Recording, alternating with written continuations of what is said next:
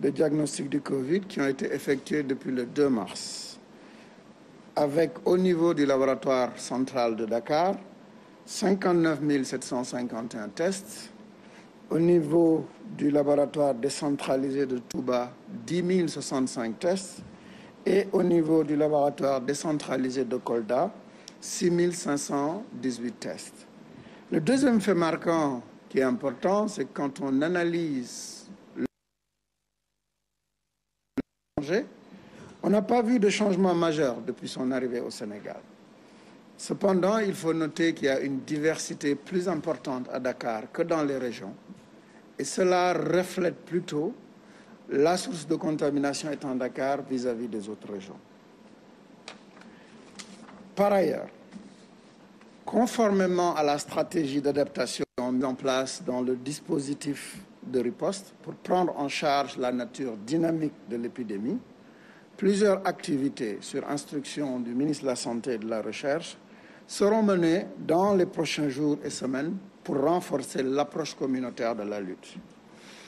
Tout d'abord, il va y avoir un renforcement de la surveillance du Covid au niveau des sites sentinelles communautaires et des hôpitaux, du réseau mis en place par le ministère de la Santé et l'Institut Pasteur de Dakar, qu'on appelle le réseau 4S. Cela aura lieu non seulement à Dakar, mais dans les autres régions du Sénégal.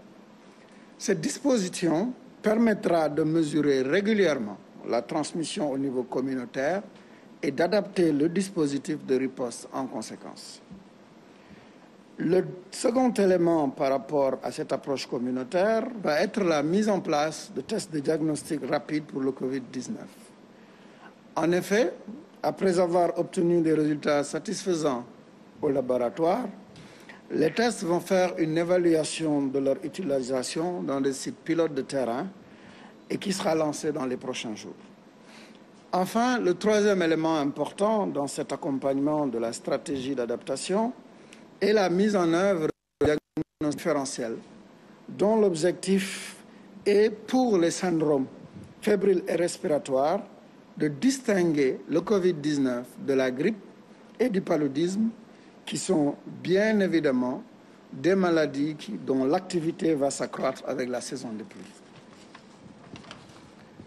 Mesdames et messieurs, tout le travail qui est effectué pour endiguer cette épidémie du Covid-19 au Sénégal ne peut réussir que s'il s'appuie sur la communauté qui doit s'approprier, s'engager, notamment en respectant les mesures d'hygiène de barrière, telles que la distanciation physique ou le port du masque.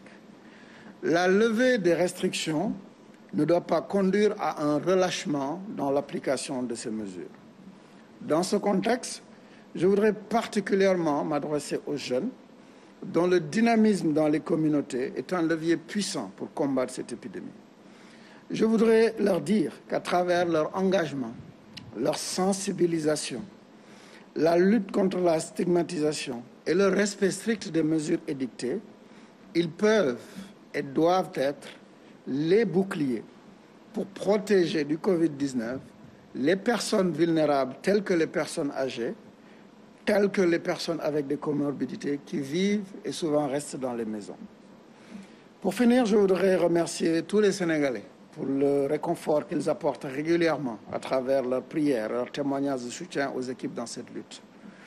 Toutes les autorités et le gouvernement, à travers le président de la République et le ministère de la Santé et le ministre de la Santé, tout le personnel de santé, avec une mention spéciale pour le professeur Seydi, notre principal partenaire dans la recherche, et enfin tout le personnel de l'Institut Pasteur de Dakar pour son engagement sans faille, avec abnégation, compétence et générosité depuis le mois de janvier 2020.